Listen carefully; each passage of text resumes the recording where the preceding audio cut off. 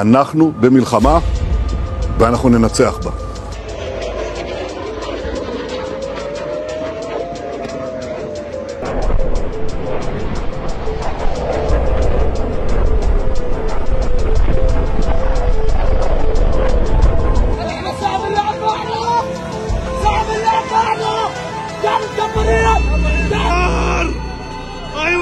يا شباب هجموا نزل الله أكبر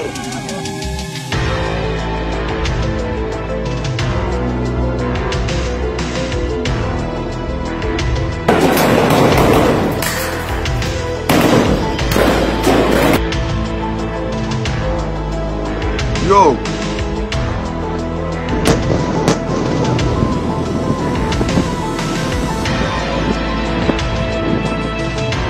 במקביל הוריתי לבצע גיוס מילואים נרחב ולהשיב מלחמה שערה בעוצמה ובהיקף שהאויב לא הכיר.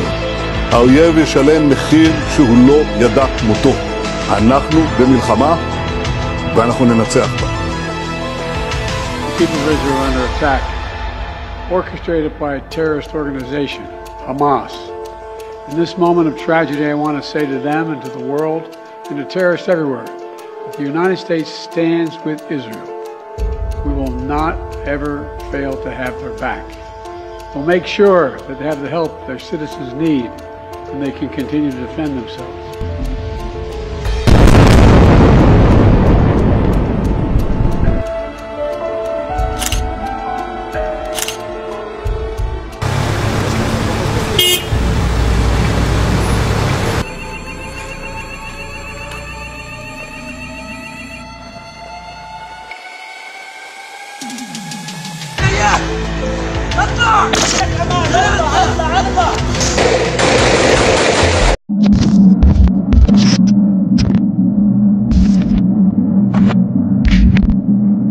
Every government in the world has a secret government behind it that run the show. If you think that the president, the prime minister, you think they're doing it, they're puppets.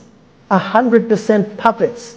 They control armies, nations, governments, all the money in the world, all the richest families in the world, Rothschilds and the Rockefellers, and I can tell you already one thing, that anyone that somehow made money within a very short span of time has to be part of it. And you think that Mike Zuckerberg owns Facebook? He's a puppet.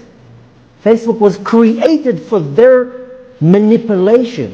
Same thing with YouTube, same thing with WhatsApp and Instagram and Netflix and everything. How did Netflix become so big within 2 years?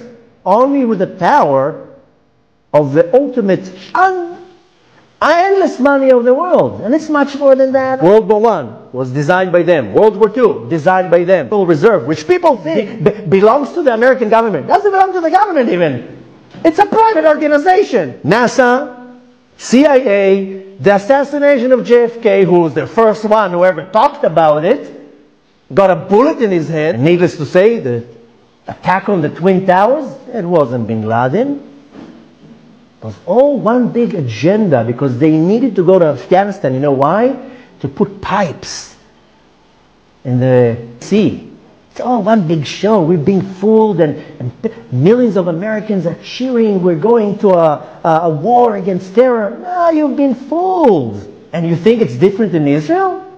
You know that Israel was built by the Freemasons, by the way, by the Zionists. There's nothing here kosher. Who approved? Who approved the Declaration of Israel? The United Nations, of course. An organization of peace and unity, and we love all. It's a terror organization built by the New World Order. And they approved the Declaration of Eretz Israel. All the founders of the country of Israel are Freemasons. תשובות שמעבירות דברים שלא קיבלנו בבית הספר. לא קיבלנו בתוכנית הלימודים, כשם שלא לימדו אותנו, גם בחינוך גבוה. נתתי הרצאות לפני מורות ומורים להיסטוריה. למה באמת היטלר היה נגד היהודים? מה הוא רצה מהם? מה הפריעו לו? אבל הדברים כתובים כאן במיין קאמפף. זה הספר יצא רק לאחרונה, התירו לתרגם מיין קאמפף בעברית, זה היה אסור כל השנים. אבל יש לי תרגום קודם יותר שיד ושם תרגם קטעים, להם היה מותר. היטלר טוען בספר שלו שהיהודים הם קומוניסטים. הם עשו את המהפכה ברוסיה. הם הרגו שם 30 מיליון רוסים, את כל האינטליגנציה, בצורה אכזרית ונוראה. ואת זה הם רוצים לעשות לכל העולם. הארץ הבאה בתור זה גרמניה. הם הקימו את המפלגה הקומוניסטית והסוציאליסטית הגרמנית, וזה נכון. אם אנחנו לא נתגבר עליהם עכשיו, הם יחסלו אותנו וישחטו גם כאן 20 מיליון איש את כל האינטליגנציה. וככה הם הלכו מארץ לארץ. כשבסופו של דבר האינטליגנטים היחידים, החכמים היחידים, יהיו רק היהודים. והוא חוזר על זה הרבה פעמים, שלא תהיה טעות. והוא צודק. את המהפכה ברוסיה עשו היהודים. את הצבא הרוסי בנה טרוצקי, שהיה גאון עצום, שונא ישראל שלא היה שני לו. הוא הקים את היפססט כהבריה, המחלקה היהודית של המפלגה הקומוניסטית, שחבריה הלשינו את האבא ואת האמא, את האח ואת הבן. מי שיש לו סידור או אפילו ספר ללימוד עברית, אני כבר לא מדבר על תפילין ומקווה, את הכל הוא הרס, גם אצל היהודים, אבל ודאי אצל הרוסים. בתמונה של פוליטביורו הראשון, זה כמו הממשלה ברוסיה, מתוך 13 חברים 6 יהודים. מי הקים את הקג"ב? לפני כן קראו לו NKVD, יהודים. אם כן הדברים טובים מפורש. הוא לא שנא את היהודים בגלל שיש להם פאות. הוא לא שנא אותם בגלל שהם שומרים מצוות. בגלל שהם קומוניסטים. והוא כותב כאן בצורה ברורה. היהודים הרסו את הדת ואת האמונה. הם הפיצו בגרמניה את הכפירה באלוקים. כך הוא כותב. אני מרגיש שליחו של אלוקים לחסל את היהודים, כי הם כופרים בו.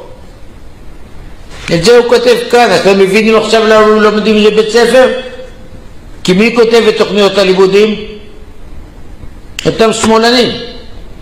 הם ודאי לא יכתבו שהיטלר רצה להרוג את היהודים בגלל שהם אבות השמאל העולמי ואבות המרקסיזם, קומוניזם, לניניזם.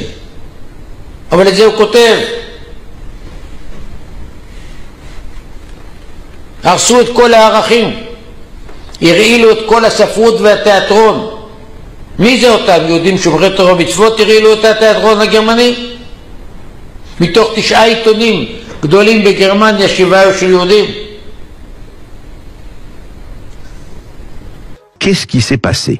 On disait Israël, les plus grands, les meilleurs services de renseignement du monde, le Mossad, le Shin Bet, l'Aman, la technologie la plus totale. Ils annonçaient partout avoir absolument verrouillé la frontière avec Gaza, jusqu'au fait qu'il y avait des centaines de personnes qui faisaient une rave party tout près de la frontière. Et on a appris quand même que l'armée de l'air israélienne, une armée réputée comme étant l'une des aussi les plus fortes du monde, eh bien, la guerre a commencé, enfin, l'invasion du Hamas a commencé à 6 heures du matin. L'armée n'est intervenue qu'à 11 heures du matin. Qu'est-ce qui s'est passé? On va d'abord poser cette question parce que ça a surpris absolument tout le monde. Qu'est-ce qui s'est passé? Comment, disons les choses un peu brutalement, le Hamas a pu rentrer et renverser les défenses israéliennes, presque comme dans du beurre. Qu'est-ce qui s'est passé à votre avis? Ce qui se passe actuellement au Moyen-Orient, en particulier à Gaza, nous confère une responsabilité accrue à l'égard des deux parties, d'une certaine manière, car nous aidons et finançons à la fois les nations arabes et Israël. Et nous avons certainement une responsabilité morale. Et surtout aujourd'hui, les armes utilisées pour tuer tant de Palestiniens sont des armes américaines, et les fonds américains sont essentiellement utilisés à cette fin. Mais il y a une responsabilité responsabilité politique qui, je pense, est quelque chose que nous ne prenons pas en compte parce que, trop souvent, notre intervention dans des domaines dans lesquels nous ne devrions pas être impliqués a des répercussions. Si vous vous penchez sur l'histoire du Hamas, vous constaterez qu'il a été encouragé et même créé par Israël, qui voulait que le Hamas contrecarre Yasser Arafat. Vous dites, oui, c'était mieux à l'époque et c'était utile, mais nous ne voulions pas que le Hamas fasse cela. En tant qu'Américains, nous disons alors, nous avons un si bon système, nous allons l'imposer au monde entier. Nous allons envahir l'Irak et apprendre aux gens à devenir des démocrates. Nous voulons des élections libres. Nous avons donc encouragé les Palestiniens à organiser des élections libres. Et c'est ce qu'ils ont fait, et ils ont élu le Hamas. Nous avons donc d'abord, indirectement et directement par l'intermédiaire d'Israël, contribué à la création du Hamas. Ensuite, nous organisons des élections où le Hamas devient dominant, puis nous devons le tuer. Cela n'a aucun sens. Dans les années 1980, nous étions alliés à Oussama Ben Laden et nous étions aux prises avec les soviétiques. C'est à cette époque que la CIA a pensé qu'il était bon de radicaliser le monde musulman. Nous avons donc financé les écoles madrasa pour radicaliser les musulmans afin de concurrencer les soviétiques. Et il y a trop de répercussions. Il y a de nombreuses raisons pour lesquelles nous devrions nous opposer à cette résolution. Elle n'est pas dans l'intérêt des États-Unis et elle n'est pas non plus dans l'intérêt d'Israël. D'accord. Et alors, justement, sans jeter la pierre, il ne s'agit pas... Comment vous expliquez, malgré tout, avec cette sophistication, que par exemple, alors, ça a été dit dans les journaux israéliens, que l'armée de l'air israélienne, l'attaque a commencé à 6 heures du matin, enfin, et que l'armée israélienne, qui est quand même, n'est intervenue que 5 heures plus tard. Ça a été dit un peu partout. Alors, nous n'avons pas nous vérifié. Mais qu'est-ce qui fait que quand même, vous savez, il y a eu des témoignages, vous les avez entendus sûrement comme moi, Eric Dénessé, de journalistes israéliennes, de 2 femmes qui étaient dans les corps de renseignement, qui étaient à la frontière de Gaza en tant que militaires, et qui disaient on ne comprend pas, il n'y avait pas un cafard qui pouvait, ou un cafard ou un rat qui passait par la frontière, et qu'on ne voyait pas. Alors effectivement, techniquement, c'est-à-dire, qu'est-ce qui fait quand même, est-ce qu'il y a eu relâchement, est-ce qu'ils se sont dit, voilà ma question, est-ce qu'ils se sont trop axés sur la technique, les Israéliens, en peut-être négligeant un peu le renseignement humain sur de leur force, ou pas? Mais avant cela, en image justement, parce que le message qui a été passé par le gouvernement israélien, c'est riposte inédite jusqu'à la victoire, donc message officiel, et le gouvernement israélien a donné 24 heures aux civils pour évacuer la bande de Gaza. Offensive d'ampleur qui semble se préparer. Les images commentées par Marina Naï, je vous retrouve dans un instant. Dans les rues de Gaza, des gravats, là où quelques heures plus tôt se tenaient encore des immeubles. Sans interruption toute la nuit dernière, des missiles ont été lancés. Des véhicules ont parfois été visés. Une réponse directe d'Israël à l'attaque d'ampleur du régime du Hamas sur son sol. Tous les endroits où le Hamas se cache, d'où il opère, nous allons en faire des ruines. Je dis aux habitants de Gaza, sortez de là maintenant car nous allons agir partout avec toute notre force. Les autorités israéliennes exhortent donc en arabe les habitants de la bande de Gaza à fuir certains quartiers. Résidents de la bande de Gaza, faites attention. Les opérations du Hamas obligent Tsahal à opérer sur votre lieu de résidence. Pour votre sécurité, vous devez quitter votre lieu de résidence immédiatement. Les frappes ont aussi touché des mosquées. Selon le Hamas, le bilan humain est déjà lourd. Certaines familles font donc le choix d'abandonner les zones les plus à risque de l'enclave. Certains journaux israéliens comme Haaretz demandent d'ailleurs la démission de Netanyahou. Bon, c'est sûrement pas d'actualité aujourd'hui. Je voulais vous soumettre un point qui a été soulevé par Michel Gurfinkel et Yigal Carmon. Yigal Carmon était l'ancien agent du renseignement israélien. Je voudrais avoir votre avis là-dessus, Eric Dénessé. Gurfinkel a écrit le Hamas a réussi à retourner les services, retourner entre guillemets, en sa faveur à travers une ruse diabolique. Je la fais très rapide. Il dit c'est très bien. Il dit que le Hamas a donné des gages sécuritaires en livrant le djihad islamique et que Israël effectivement a pu éliminer un certain nombre de gens du djihad islamique. Et juste, il dit ceci, le Hamas, je le cite, le Hamas va faire de même pendant plus de 2 ans, quitte à sacrifier des membres du djihad islamique qu'il considère de toute façon comme des gêneurs. Les services services israéliens parviennent ainsi à éliminer de nombreuses cibles avec une facilité grisante. S'ils se doutent bien que le Hamas est complice, ils attribuent cette coopération de fait à un changement stratégique fondamental. L'organisation, donc le Hamas, chercherait à entrer dans un nouveau processus de paix initié par les Émirats arabes unis, les accords d'Abraham et parrainé par l'Arabie saoudite. Le Hamas entretient savamment cette illusion, notamment s'abstenant de participer aux réunions de Beyrouth à la fin de l'été. Israël allège son dispositif face à Gaza pour mieux surveiller sa frontière nord. Le réveil ce 7 octobre est terrible. Est-ce qu'il n'y a pas eu, justement, vous parliez d'érosion, est-ce qu'il n'y a pas eu, justement, du point de vue politique, un relâchement ? Si, mais bien sûr, ce que dit votre interlocuteur est tout à fait juste. C'est d'ailleurs ce qui commence à être montré. Depuis les événements 2021, il y a eu une tactique d'endormissement du Hamas. Mais je crois qu'il faut rappeler aussi que s'il y a une faillite du renseignement, elle concerne également les Américains. Jack Sullivan, le conseiller de sécurité nationale de Joe Biden, déclarait la semaine dernière lors d'une réunion, il y a 15 jours, lors d'une réunion du Forum de The Atlantic, un journal américain, en disant que le Moyen-Orient n'avait jamais été aussi calme depuis longtemps et qu'il avait beaucoup moins de travail que tous ses prédécesseurs au département d'État. Donc ça montre bien que la manœuvre qui est lancée par le mouvement islamiste des frères musulmans du Hamas a été extrêmement bien faite. Ce qui est effectivement frappant sur les images, pour revenir à votre question de tout à l'heure, c'est de ne pas voir des gardes frontières et des militaires intervenir aussi rapidement qu'il leur est semblé qu'ils puissent le faire.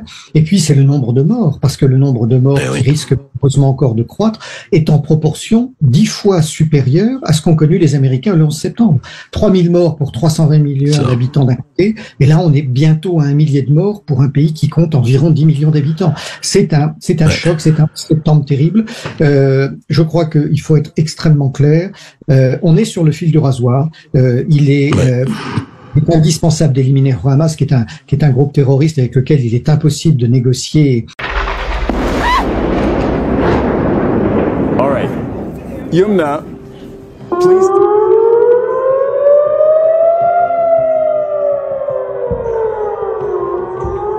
Report at this stage.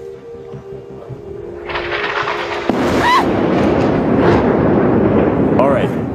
Yumna, please take cover. If you are in a position to do so safely, you can explain to us what we're happening. If you are not in a position to do so safely, then please get to safety. No, it's okay. This is a missile attack on Palestine Tower. مباني سكنية الآن يتم استهداف البرج فلسطين. الآن يتم استهداف البرج. الآن لا إله إلا الله. لا إله إلا الله. لا إله إلا الله. إذا تم ضرب برج فلسطين السك. لا إله إلا الله.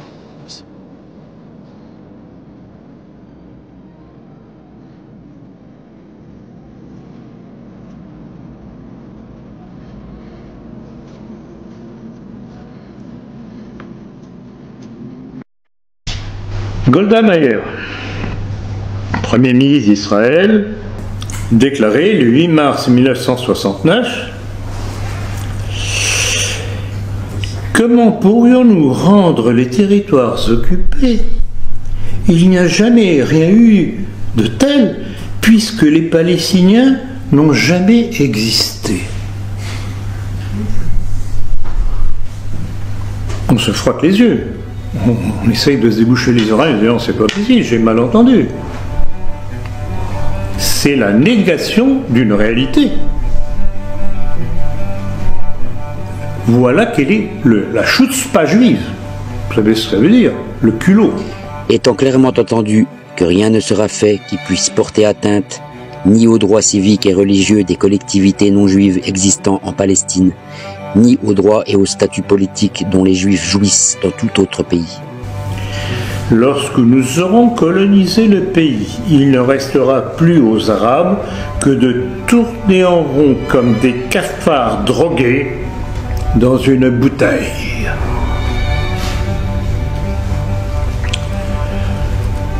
Heilbronn, maire de Tel Aviv en octobre 87. Nous devons tuer tous les Palestiniens à moins qu'ils ne soient résignés à vivre en tant qu'esclaves. Étant clairement entendu que rien ne sera fait qui puisse porter atteinte ni aux droits civiques et religieux des collectivités non juives existant en Palestine, ni aux droits et au statut politique dont les juifs jouissent dans tout autre pays. Israël Koenig, dans le Koenig Memorandum de 1976. Nous devons utiliser la terreur, les assassinats, l'intimidation, la confiscation des terres et l'arrêt de tous les programmes sociaux afin de débarrasser la Galilée de sa population arabe. La terreur, les assassinats, vous avez bien entendu. Étant clairement entendu, Yitzhak Shamir, Premier ministre israélien le 1er avril 1988. Les Palestiniens seront écrasés comme des sauterelles, leurs têtes éclatées contre les rochers et les murs.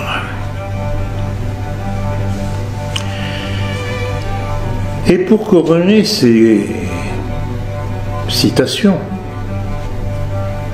deux autres d'Ariel Sharon, Premier ministre d'Israël de 2001 à 2006, cités dans Le Parisien.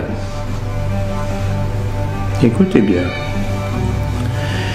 Je jure que si j'étais juste un civil israélien et que je rencontre un Palestinien, je le brûlerai et je le ferai souffrir avant de le tuer. J'ai tué 750 Palestiniens d'un seul coup à Rafah en 1956. Je voulais encourager mes soldats à violer les filles arabes, car la femme palestinienne est une esclave pour les Juifs.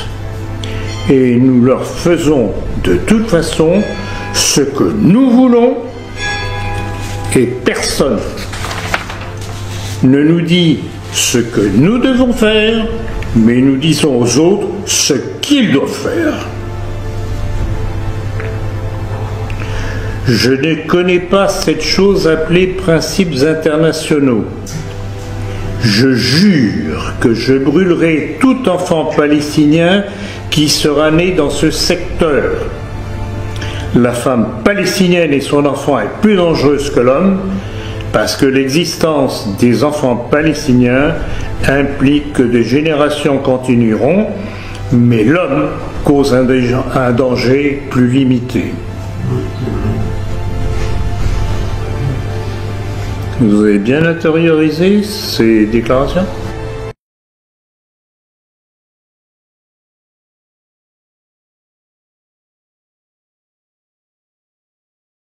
Ce drame, encore une fois, il a 3/4 de siècle d'existence. La plupart des Palestiniens n'ont jamais vu ni connu la paix. Quelles ont été les initiatives de l'Union européenne en la matière? La communauté internationale tout entière, à Moscou comme à Washington, à Pékin comme à Paris, on a parié sur l'extinction progressive de ce conflit sous l'effet du désespoir. Ceci ne marche pas. Il y a eu quand même depuis janvier 2023 250 Palestiniens qui ont été tués, qui n'étaient pas tous des terroristes, qui étaient aussi des femmes et des enfants. La communauté internationale a été muette. On paye aussi cette lâcheté. Mais bien sûr, on paye le fait qu'on n'arrive pas à concevoir qu'un homme vaut un homme, qu'un humain vaut un humain, et que la peine, la douleur d'une famille palestinienne, elle est identique à la peine et à la douleur d'une famille israélienne. Et le sentiment que l'on a dans la région, c'est qu'il y a une inégalité de traitement et une certaine indifférence par rapport aux causes du mal. Redire évidemment la grande fermeté qui est celle de l'État, le fait que toucher un juif en France est toucher toute la République, et qu'avec le garde des Sceaux, nous travaillons, puisqu'il a pris une instruction au procureur de la République, de concert pour... Nous avons aussi décidé de discuter et de poser très franchement la question de l'antisionisme, aujourd'hui profondément liée à la question de l'antisémitisme, J'ai eu l'occasion de le dire. L'antisionisme, lorsqu'il est la négation de l'existence d'Israël comme État, est un antisémitisme. On essaie d'expliquer ce qui s'est passé ce week-end par le contexte sur place depuis plusieurs années. Est-ce que vous l'entendez ? Bien sûr, bien sûr. Je crois qu'il y a deux choses. Il faut condamner sans ambiguïté les actes barbares qui ont été commis. Et il faut prendre du recul pour comprendre d'où vient cette barbarie. Est-ce qu'elle n'est pas le produit d'une humiliation extrême? Le désespoir peut conduire à la radicalité, c'est ce que vous dites? Bien sûr. Je n'ai plus rien à perdre, donc je sacrifie ma vie pour une cause. Mais c'est pas seulement je sacrifie ma vie, j'entraîne des milliers d'autres dans ce sacrifice. Il faut être passionnément modéré quand on s'intéresse aux questions internationales et tout particulièrement aux questions du Moyen-Orient. Quand il y a une guerre? Non, toujours. Je crois qu'il y a eu une dérive du côté israélien qui me paraît incontestable. Vous avez l'entrée au gouvernement de personnalités d'extrême droite dont le comportement est carrément raciste. Ces personnalités n'auraient jamais dû faire partie du gouvernement israélien. Elles sont une violation des principes même du sionisme. Quelques 84 pays ont publié des déclarations de soutien à Israël. De nombreux pays, dont les États-Unis, le Royaume-Uni, l'Australie, la France, la Norvège, l'Autriche, et plusieurs de leurs dirigeants politiques ont publié des déclarations qui condamnent les attaques du Hamas et soutiennent le droit à Israël de se défendre. Alors, certains monuments sont illuminés, comme la Tour Eiffel, qui était d'abord éteinte hier soir. Elle sera illuminée aux couleurs d'Israël ce soir. Le siège de la Commission européenne également à Bruxelles a été illuminée avec le drapeau israélien après que celui-ci ait été hissé auparavant au Parlement européen. Le Premier ministre britannique aussi, Rishi Sunak, a tweeté une photo de sa résidence officielle de Downing Street à Londres avec le drapeau israélien. Le maire de Kiev également a annoncé une campagne de soutien à Israël avec des images des drapeaux israéliens dans les rues de la capitale et sur Internet. Le bâtiment du Parlement à Sofia, la capitale de la Bulgarie, a également été éclairé en bleu et blanc jusqu'en Australie. Le NPA rappelle son soutien aux Palestiniens et Palestiniennes et aux moyens de lutte qu'il et elle ont choisi pour résister. Nous lançons un appel à l'organisation rapide de mobilisation de soutien au peuple palestinien. Nous soutenons l'exigence de sanctions internationales contre les crimes de guerre et d'apartheid d'Israël. Vous allez porter plainte contre le NPA. Quels sont les termes de cette plainte et comment vous qualifiez ce texte? Comment vous l'analysez? Du côté du nouveau parti anticapitaliste, là, on est sur quelque chose encore de différent. C'est carrément un encouragement à soutenir tous les moyens de lutte des Palestiniens. C'est-à-dire, c'est un soutien. C'est même pas une justification, c'est un soutien à une opération terroriste. Ce serait donc quelqu'un qui dirait Mohamed Merah ou les auteurs du Bataclan ont bien fait, on les soutient et ils doivent continuer. C'est odieux. Évidemment, c'est d'abord odieux moralement, bien entendu. C'est ensuite illégal. Ça s'appelle de l'apologie du terrorisme. C'est pour ça qu'on a déposé plainte et qu'ils devront en répondre devant la justice. Et ensuite, c'est irresponsable. Alors, juste aussi pour contextualiser, il faut dire que les habitants de Gaza, qui sont plus de 2 millions de Palestiniens, sont assiégés et bombardés régulièrement depuis 2007. Et il y a à Gaza eu des milliers de morts civiles par les frappes israéliennes à travers toutes ces années. Non, je vais y arriver. Et donc, ce qui se passe, c'est un acte guerrier. Évidemment, toute attaque contre des civils est condamnable et est une violation du droit international de la 4e Convention de Genève, qu'elle vient du côté de Hamas ou du côté de l'État israélien pendant de longues années. Et donc, évidemment qu'il y a aujourd'hui un choc parce que les puissants qui ont la puissance de feu, qui imposent le siège, qui bombardent, aujourd'hui sont pris au piège de la guerre et de la violence. Là, ils sont victimes d'un acte terroriste. Oui, comme eux, ils commettent des actes terroristes contre la population palestinienne. Donc, si on qualifie terrorisme de meurtre de civils, le choc du jour, c'est cette attaque. On va revenir, évidemment. C'est un conflit compliqué. Oui. Aujourd'hui, il y a une attaque terroriste. Parce que c'est les médias qui couvrent aujourd'hui cela. de manière exceptionnelle. Bien qu'il y a eu 198 morts palestiniens à Gaza aujourd'hui aussi, et bien que depuis janvier 2023, il y a 180 morts palestiniens. Donc je pense qu'il faut condamner. On va revenir sur la complexité de ce conflit qui dure depuis que je suis né. C'est bien la preuve qu'il est très complexe. Et Hamas n'est né qu'en 87, exactement comme vous dites. Donc c'est dans une phase un peu Vincent Pujeux et extrémiste dans son discours, exactement comme l'est le gouvernement israélien et des ministres comme Ben Gvir. D'accord. On va y aller tout doucement et pas à pas. Vincent Pujeux, quand... שייבנה בשנים הקרובות? מה יש שם עכשיו על בית המקדש? אז מה יקרה עם המסגד? יישבר? אם כן פגש בשנה האחרונה ילד ערבי? איפה פגשת ילד ערבי? ליד הכותל. ודיברת איתו? לא, הוא דחף אותי, אבל לא עלה. ומה קורה כשאתם רואים ילד ערבי? מה אתם מרגישים? רגשות זעם. זעם? מה קורה כשאתם פוגשים ילד חילוני? למה אתה מרחם? מה הוא מפסיד? הוא לא הולך לדעת. כשאתם חושבים על ירושלים בעוד 10 שנים, כולם חרדים? לא כולם חרדים, ערבים חלק... כולם יהודים, ויש גם ערבים שהם עובדים. תהיה משיח, הבנתי, כן, מה אתה אומר? שמחבה, כל הערבים ימותו, וחלק מהם יהיו עבדים. מי מאמין במקדש שייבנה בשנים הקרובות? מה יש שם עכשיו על בית המקדש? אז מה יקרה עם המסגד? יישבר? אם כן פגש בשנה... Qu'est-ce que c'est une âme groupe?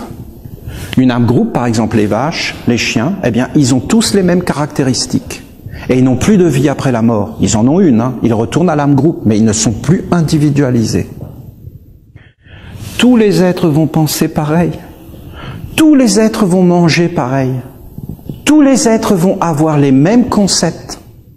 Il va suffire de toucher un seul être humain et on touchera tous les hommes à chaque fois. Ils penseront tous pareil. C'est le contrôle absolu. C'est la normalisation. La seule liberté qui va rester, qu'ils auront énormément de mal à casser, c'est la religion. Et parmi toutes les religions, celle qui leur casse le plus les pieds, c'est l'islam. Parce que c'est les seuls qui sont autonomes. Et c'est d'ailleurs pour ça qu'ils leur tapent dessus. Salut tous les juifs de France qui ont célébré Kippour aujourd'hui. C'est la fin peut-être de Kippour. Hier soir, je pense qu'ils ne nous entendaient pas. Je pense que là, à 20h59, il est possible qu'ils nous entendent. Donc, le grand pardon, c'était aujourd'hui après Shana Tova. Donc, on les salue, juifs de France, mais également juifs qui nous écoutent en Israël. Je pense notamment à Eilat. Ils sont nombreux, mais pas seulement. Arrêtez de parler. À Tel Aviv, on vous regarde aussi. Et puis, il n'y a pas qu'Eilat en Israël. Arrêtez un peu. Et vous ne faites pas Kippour. Vous savez, j'ai marqué Kippour à ma manière. Croyez-le bien. Je suis pas allé au cabinet, par exemple, puisque vous me demandez. Vous n'êtes pas... Voilà, pas écrit. Je ne suis pas d'une religiosité extrême, mais ça ne serait pas dans le grand livre. Ça n'est pas non plus un jour comme un autre. Oui, mais certes, mais Kippour, c'est pas ça. Voilà. Kippour, c'est 24 heures, pas de téléphone, à la maison, on réfléchit. Je suis resté, un temps de méditation chez moi toute la journée. Je suis désolé. Un temps de méditation. Je n'ai pas de compte à vous rendre sur le plan religieux. Permettez-moi de vous le dire. Ça me fait plaisir que vous soyez là. Vous le savez. Olivier Benkemoun. Vous n'allez quand même pas nous donner des leçons de Kippour, quand même. Mais c'est pas possible. C'est pas possible, quand même. Olivier Benkemoun. Voilà.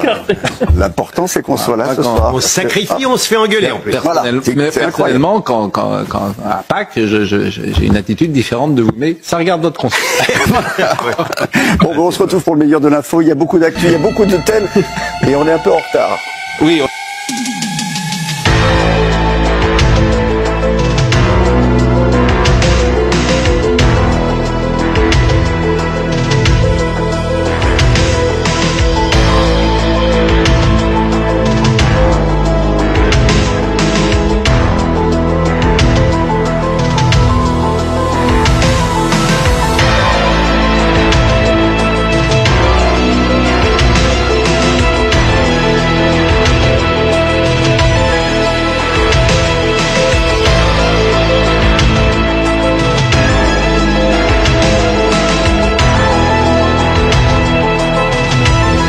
дати нам працю.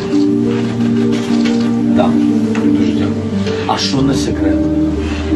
Що ви збираєтеся робити? Я сподіваюся, що коли я буду слідуюче звернення дивитися, то там далі такое. Ще раз сердечно вам дякую.